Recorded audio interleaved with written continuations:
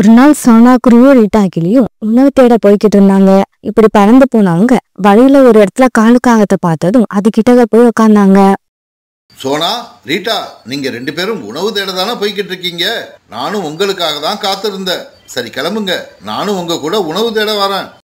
இங்க பாரு காலு, அங்க எங்களுக்கு தொல்லை கொடுக்க கூடாது, எங்களை ஏமாத்தவும் கூடாது. ரீட்டா, நீ என்ன இப்படி பேசுற? நான் உன்னை என்னைக்கு தொல்லை பண்ணிருக்கேன்? ரீட்டா, நாம நமக்கு தேவையானதை தேட போறோம். காலன்னா அவங்களுக்கு தேவையானதை தேடி எடுத்துக்க போறாங்க. காலன்னா நீங்க வாங்க, நம்ம 3 பேரும் ஒன்னாவே போவோம். இப்படி பேசிக்கிட்டே இவங்க 3 பேரும் பிறகு உணவு தேட ஒன்னா பறந்து போனாங்க. இப்படி கொஞ்ச தூரம் பறந்து போனதும் இவங்க 3 பேரும் வெவ்வேறு திசையில பறந்து போனாங்க. கொஞ்ச நேரம் கழிச்சு சோனா குருவிக்கு ஒரு இடத்துல கொஞ்சம் தானியங்கள் கிடைச்சிருச்சு. எனக்கு தானியங்கள் கிடைச்சிருச்சு, இந்த விஷயத்த காலண்ணா கிட்டயும் ரீட்டா கிட்டயும் சொல்லிட்டு நம்ம வீட்டுக்கு கிளம்பலாம். இப்படி நினைச்ச சோனா குருவி பிறகு அந்த தானியங்களை எடுத்துக்கிட்டு காலுக்காகவும் ரீட்டா கிட்டயும் இருக்கிற இடத்துக்கு பறந்து போச்சு. அவங்க 2 பேருக்கும் இப்ப வரைக்கும் எந்த தானியமும் கிடைக்கல. நண்பர்களே, எனக்கு கொஞ்சம் தானியங்கள் கிடைச்சிருச்சு. நான் இதை எடுத்துக்கிட்டு வீட்டுக்கு கிளம்புறேன். என்னோட குழந்தைங்க நேற்று ராத்திரியில இருந்து பட்னியா இருக்காங்க. சோனா, நான் ரொம்ப பசியில இருக்கேன், எனக்கு எதுவுமே கிடைக்கல. கவலைப்படாத ரீட்டா, நான் உன் கூட தான் இருக்கேன். நாம 2 பேரும் இன்னைக்கு எப்படியாவது உணவு தேடி கண்டுபிடிச்சு சாப்பிட்டுட்டு தான் வீட்டுக்கு போவோம். பிறகு சோனா குருவி அந்த தானியங்களை எடுத்துட்டு தன்னோட வீட்டுக்கு பறந்து போச்சு. பிறகு காலுக்காகவும் ரீட்டா கிளியும் மறுபடியும் உணவு தேடி பறந்து போனாங்க. இப்படி பறந்து போனப்ப காலுக்காக ஒரு மரத்துல இலைகளுக்கு இடையில மறைஞ்சிருந்த மாம்பழத்தை பாத்துருச்சு. கிடைச்சிருச்சு, கிடைச்சிருச்சு, இன்னைக்கான உணவு எனக்கு கிடைச்சிருச்சு. இப்படி சந்தோஷப்பட்ட காலுக்காகவும் அந்த மாம்பழத்தை பறிச்சு எடுத்துக்கிட்டு ரீட்டா கிளிய பார்க்க பறந்து போச்சு. ரீட்டா, ரீட்டா, நீ எங்க இருக்க? உடனே இங்க வா, எனக்கு தேவையான உணவு கிடைச்சிருச்சு. காலுக்காகத்தோட சத்தத்தை கேட்ட உடனே ரீட்டா கிளி சத்தம் வந்த இடத்தை நோக்கி பறந்து போச்சு. ரீட்டா, எனக்கு மாம்பழம் கிடைச்சிருக்கு. இந்த பழம் நல்லா பழுத்து இருக்கு, அதனால ருசியும் அதிகமா இருக்கும். காலு, உனக்கு உணவு கிடைச்சிருச்சு, அதனால நீ சந்தோஷப்படுற. ஆனா எனக்கு இன்னும் எதுவும் கிடைக்கல. பசியில எனக்கு மயக்கமே வந்துரும் போல இருக்கு. ரீட்டா, கவலைப்படாத, நானும் நீனும் சேர்ந்து ஆளுக்கு பாதியா இந்த மாம்பழத்தை சாப்பிடுவோம். காலுக்காக இப்படி சொன்னதும் ரீட்டா கிளி அதை கேட்டு சந்தோஷமாயிடுச்சு. காலு, உன்னோட வாய் ரொம்பவும் அழுக்கா இருக்கு. நீ போய் நதிக்கரையில வாயை கழுவிட்டு வா. அதுக்கப்புறம் நாம 2 பேரும் இந்த பழத்தை சாப்பிடுவோம். ஆமா ஆமா, நான் கூட அப்படிதான் நினைச்சேன். உணவு தேட கிளம்புற அவசரத்துல பல்லு விளக்காம வந்துட்டேன். இப்படி சொன்ன காலுக்காகவும் பிறகு வாயை கழுவுறதுக்காக நதிக்கரையை நோக்கி பறந்து போச்சு. காலுக்காக போனதுக்கு அப்புறம் ரீட்டா கிளி அந்த மாம்பழத்தையே பார்த்துக்கிட்டு உட்கார்ந்து இருந்துச்சு. நதிக்கரைக்கு போன காலுக்காகவும் தன்னோட வாயை கழுவிட்டு அங்கிருந்து கிளம்ப நினைக்கிறப்ப காலுக்காகத்தோட மாமா அங்க வந்துட்டாரு. காலு, எங்க காட்டுல வெயில் அதிகமா இருக்கு, அதனால நான் கொஞ்ச நாள் காஷ்மீர் பக்கம் போகலாம்னு இருக்கேன். அப்படியா மாமா? எனக்கு கூட காஷ்மீர் வரணும்னு ஆசையா தான் இருக்கு. இப்படி ஆரம்பிச்ச காலுக்காகவும் பிறகு தன்னோட மாமா கூட ரொம்ப சுவாரஸ்யமா பேச ஆரம்பிச்சது. இந்த சமயத்துல ரொம்ப பசியில இருந்த ரீட்டா கிளி பசி தாங்க முடியாம அந்த மாம்பழத்தை சாப்பிட ஆரம்பிச்சது. ரீட்டா கிளி அந்த மாம்பழத்தை சாப்பிட ஆரம்பிக்கிறப்ப பாதி மாம்பழத்தை சாப்பிட்டுட்டு மீதி பாதிய காலுக்காகத்துக்கு வைக்கணும்னு தான் நினைச்சுக்கிட்டு இருந்தது. ஆனா மாம்பழம் ருசியா இருந்ததால ரீட்டா கிளி தண்ணியும் அறியாம அந்த மாம்பழத்தை முழுசா சாப்பிட்டு முடிச்சிடுச்சு. அந்த சமயம் பார்த்து காலுக்காக அந்த இடத்துக்கு வந்து சேர்ந்துருச்சு. ரீட்டா, என்னோட மாம்பழம் எங்க? நான் ரொம்ப பசியில இருந்தேன், அதனால இந்த பழத்தை சாப்பிட்டுட்டேன். ரீட்டா, நீ யார தெரியுமா ஏமாத்திருக்க? காலுக்காகத்தை ஏமாத்திருக்க. இந்த காலுக்காக உன்னை சும்மா விட மாட்டான். காலுக்காக இப்படி சொன்ன உடனே பயந்து போன ரீட்டா கிளி அங்கிருந்து பறந்து போக ஆரம்பிச்சது.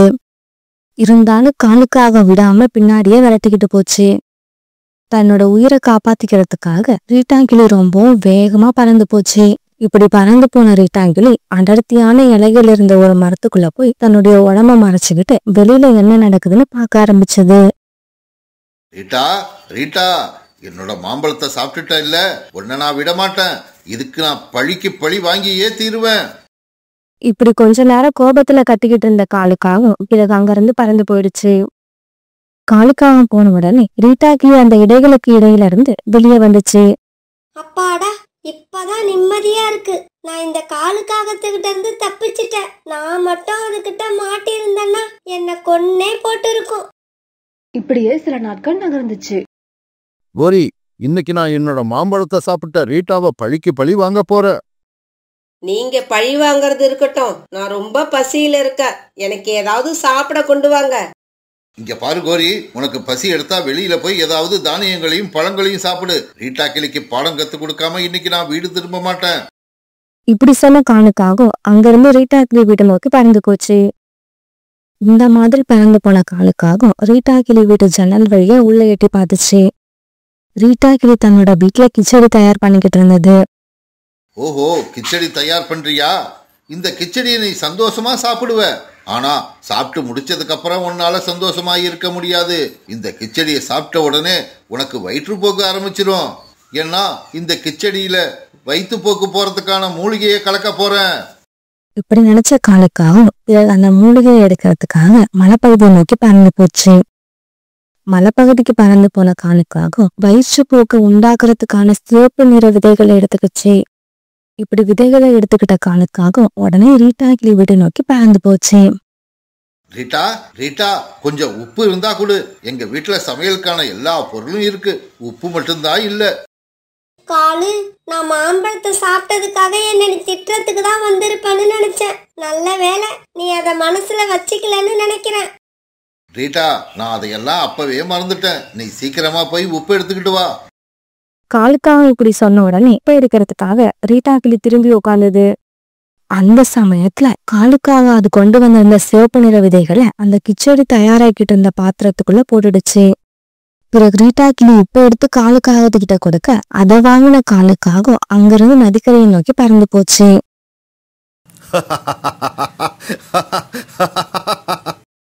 இன்னும் கொஞ்ச நேரத்துல அந்த கிச்சடியை சாப்பிட்டுட்டு ரீட்டா கிளி நேரா இந்த ஆத்தங்கரைக்கு தான் வரும். அது வர்ற வரைக்கும் நாம இங்கேயே காத்திருப்போம். இந்த காலுக்காக நம்ம மேல கோபமா இருக்கும்னு நினைச்சோம். ஆனா நம்ம மாம்பழத்தை சாப்பிட்டதை அப்பவே மறந்துருச்சு போல இருக்கு. அதனால கொஞ்சம் கிச்சடியை எடுத்துக்கிட்டு போய் காலுக்காகத்துக்கு கொடுத்துட்டு வருவோம். இப்படி நினைச்ச ரீட்டா கிளி பிறகு கொஞ்சம் கிச்சடியை எடுத்துக்கிட்டு காலுக்காக வீட்டுக்கு பறந்து போச்சு. ஆனா ரீட்டா கிளி காலுக்காக வீட்டுக்கு போனப்ப அங்க கோரிக்காக மட்டும்தான் இருந்துச்சு. ஏய் ரீட்டா, நீ எதுக்காக எங்க வீட்டுக்கு வந்திருக்க? எங்க வீட்டுக்காரர் வேற ஒன்னதான் தேடிக்கிட்டு இருந்தாரு.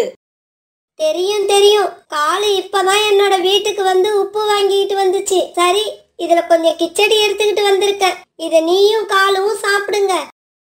இப்படி சொன்ன ரீட்டா கிளி பிறகு கிச்சடி இருந்த பாத்திரத்தை கோரிக்காகத்திட்ட கொடுத்துட்டு தன்னுடைய வீட்டுக்கு பறந்து போயிடுச்சு. இந்த ரீட்டா கிளி அன்னைக்கு மாம்பழத்தை சாப்பிட்டு இருந்தா கூட இப்ப வீடு தேடி வந்து கிச்சடியை கொடுத்துட்டு போகுது. இந்த ரீட்டா கிளியும் நல்ல கிளிதான். ஆனா ஒரு விஷயம்தான் எனக்கு புரியல. காளி எதுக்காக ரீட்டா கிளி வீட்டுக்கு போய் உப்பு வாங்கியிருக்கணும்? சரி, எதுவா இருந்தாலும் முதல்ல இந்த கிச்சடியை சாப்பிடுவோம். இப்படி நினைச்ச கோரிக்காவும் பிறகு அந்த பாத்திரத்தை வீட்டுக்குள்ள எடுத்துட்டு போய் அதுல இருந்த கிச்சடியை சாப்பிட ஆரம்பிச்சது. கிச்சடி ரொம்ப சுவையா இருக்கு. காலு வர்றதுக்குள்ள இதை நாமளே சாப்பிட்டு முடிச்சிடணும். இப்படி கிச்சடிய கோரிக்காகத்திட்ட கொடுத்துட்டு ரீட்டா கிளி வீட்டுக்கு போனப்ப வீட்டுல இருந்த கிச்சடிய ஒரு கருப்பு பூனை சாப்பிட்டுக்கிட்டு இருந்தது. ஐயையோ, இந்த கருப்பு பூனை என்னோட கிச்சடியை சாப்பிட்டுடுச்சு. சீச்சி, ஏய் கருப்பு பூனையே, ஓடு இங்க இருந்து. ரீட்டா இப்படி கத்தன உடனே அந்த கருப்பு பூனை அங்கிருந்து ஓடி போயிடுச்சு. இருந்தாலும் அந்த பூனை பாத்திரத்துல இருந்த கிச்சடி எல்லாத்தையும் சாப்பிட்டு முடிச்சிருந்தது. ரொம்பவும் கஷ்டப்பட்டு இந்த கிச்சடியை தயார் பண்ணனேன். ஆனா அதை சாப்பிட எனக்கு கொடுத்து வைக்கல. இதே சமயம் கிச்சடியை சாப்பிட்டு முடிச்ச கோரிக்காகத்துக்கு வயிற்று வலி ஆரம்பிச்சிருந்தது. அம்மா, அப்பா, வயித்த வலிக்குதே. நான் என்ன பண்ணுவேன்? வயிற்றுக்குள்ள என்னென்னமோ சத்தம் கேக்குதே. இதுக்கு மேலேயே என்னால தாங்க முடியாது. உடனே ஆத்தங்கரைக்கு போயாகணும். இப்படி நினைச்ச கோரிக்காகும் உடனே ஆத்தங்கரைக்கு பறந்து போச்சு. கோரிக்காகத்தால பறக்கவே முடியல. இருந்தாலும் ரொம்பவும் கஷ்டப்பட்டு ஆத்தங்கரை வரைக்கும் பறந்து போச்சு. காலுஜி, அந்த ரீட்டா கிளி ஒரு பாத்திரத்துல கொஞ்சம் கிச்சடி எடுத்துக்கிட்டு வந்து கொடுத்துச்சு. அதை சாப்பிட்டதுல இருந்து எனக்கு வயித்த வலிக்குது. என்னால வலி தாங்க முடியல. என்னது, அந்த ரீட்டா கிளி கொடுத்த கிச்சடியை நீ சாப்பிட்டியா? ஆமாம் காலுஜி, அந்த கிச்சடியை சாப்பிட்டதுல இருந்துதான் எனக்கு வயித்த வலி ஆரம்பிச்சிச்சு. அந்த கிச்சடி ருசியா இருந்ததால உங்களோட பங்கையும் சேர்த்து நானே சாப்பிட்டுட்டேன். கோரி, அந்த கிச்சடியை உன்னை யார் சாப்பிட சொன்னது? ரீட்டாவை பழி வாங்கறதுக்காக அந்த கிச்சடியில வயிற்று போக்கு போறதுக்கான மூலிகையை நான் தான் கலந்துட்டு வந்தேன். என்னது? அப்ப என்னோட வயிற்று வலிக்கு நீங்க தான் காரணமா? ஆமா கோரி, இப்படி நடக்கும்னு நான் நினைக்கவே இல்லை. இதை கேட்ட கோரிக்காகத்துக்கு கோபம் வந்து காலுக்காக மேல பாஞ்சு அதை அடிக்க ஆரம்பிச்சது. அடித்தாங்க முடியாத காலுக்காகவும் அங்கிருந்து பறந்து போக ஆரம்பிச்சது. இருந்தாலும் கோரி அதை விடவே இல்லை. காலுக்காகத்தை அடிக்கிறதுக்காக பின்னாடியே விரட்டிக்கிட்டு போச்சு. நண்பர்களே, இந்த கதையில தவறு செஞ்சது ரீட்டா கிளியா, காலுக்காகமா இல்ல கோரிக்காகமா? உங்களோட கருத்தை கமெண்ட்ல சொல்லுங்க. இன்னைக்கு ஜக்குவோட பிறந்த நாள் தினம். அதனால அவங்க வீட்டுல எல்லாரும் ரொம்ப சந்தோஷமா இருந்தாங்க. அன்னைக்கு சாயங்காலம் ஜக்கு கேக் வெட்டி தன்னோட பிறந்த நாளை கொண்டாட தயாரா இருந்தான்.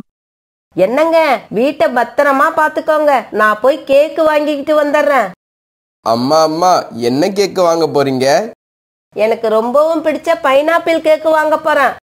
அம்மா, அந்த கேக் எனக்கு பிடிக்கவே பிடிக்காது. சாக்லேட் கேக் வாங்கிக்கிட்டு வாங்க. நீங்க பைனாப்பிள் கேக் வாங்கிக்கிட்டு வந்தீங்கன்னா நான் சாப்பிடவே மாட்டேன். டேய் ஜக்கு, நீ கேக்க வெட்டினா போதும், சாப்பிடணும்னு அவசியம் இல்ல. அப்பா அப்பா, அம்மா எப்படி பேசுறாங்க பாருங்கப்பா. கோரி, அவங்கிட்ட எதுக்கு தேவையில்லாம வம்பு வளர்க்குற? இன்னைக்கு அவனுக்கு தான் பர்த்டே, உனக்கு இல்ல. அவனுக்கு பிடிச்ச சாக்லேட் கேக்கையே வாங்கிக்கிட்டு வா. சரி சரி, அப்பாவும் பிள்ளையும் கொஞ்ச நேரம் வாயை மூடிக்கிட்டு இருங்க. நீங்க சொன்ன மாதிரியே சாக்லேட் கேக்கையே வாங்கிக்கிட்டு வரேன். இப்படி சொல்லிட்டு கோரிக்காக ரொம்பவும் கோவமா வீட்டை விட்டு வெளியில பறந்து போச்சு. இப்படி பறந்து போன கோரிக்காகவும் ஒரு இடத்துல உட்காந்து இப்படி யோசிக்க ஆரம்பிச்சது. எனக்கு சாக்லேட் கேக்கு பிடிக்காது. சாக்லேட் கேக்கை நான் சாப்பிடவும் மாட்டேன். ஆனா ஜக்கு அதுதான் வேணும்னு அடம் பிடிக்கிறான். இப்ப என்ன பண்றது? அப்பாடா, ஒரு அருமையான ஐடியா வந்துருச்சு. நாம நமக்கு பிடிச்ச பைனாப்பிள் கேக்கையே வாங்கிக்கிட்டு போவோம். ஜக்கு கேட்டா அந்த கடையில சாக்லேட் கேக் இல்லைன்னு சொல்லிடுவோம். இப்படி நினைச்ச கோரிக்காகவும் பிறகு கேக் வாங்கறதுக்காக சந்தோஷமா பறந்து போச்சு. இப்படி பறந்து போன கோரிக்காகவும் சோனா குருவி வச்சிருந்த பேக்கரிக்கு போய் சேர்ந்துருச்சு. சோனா, உன்கிட்ட பைனாப்பிள் கேக் இருக்கா? என்கிட்ட அந்த கேக் மட்டும் இல்ல, எல்லா விதமான கேக்கும் இருக்கு. சோனா, எனக்கு மத்த கேக்கெல்லாம் தேவையில்லை. பைனாப்பிள் கேக்கு மட்டும் ஒன்று ரெடியா எடுத்து வச்சிரு. என் பையன் சாயங்காலம் வந்து வாங்கிப்பான். கோரி அக்கா, இந்த காலத்து சின்ன பசங்க எல்லாம் சாக்லேட் கேக் தான் விரும்பி சாப்பிடுறாங்க. அதனால நீங்க சாக்லேட் கேக் வாங்கிட்டு போங்க. சோனா குருவி இப்படி சொன்ன உடனே கோரிக்காகத்துக்கு கோபம் வந்துருச்சு. இங்க பாரு சோனா, என்ன கேக் வாங்கிட்டு போகணும்னு எனக்கு தெரியும். நீ ஒன்னும் சொல்ல வேண்டாம். நான் சொன்ன மாதிரி நீ பைனாப்பிள் கேக் ஒன்ன பார்சல் பண்ணி வச்சிடு, அது போதும். இப்படி சொல்லிட்டு கோரிக்காகவும் அங்க இருந்து பறந்து போயிடுச்சு. கோரிக்காக தன்னோட பையன் ஜக்கு கிட்ட இப்படி பேச ஆரம்பிச்சது.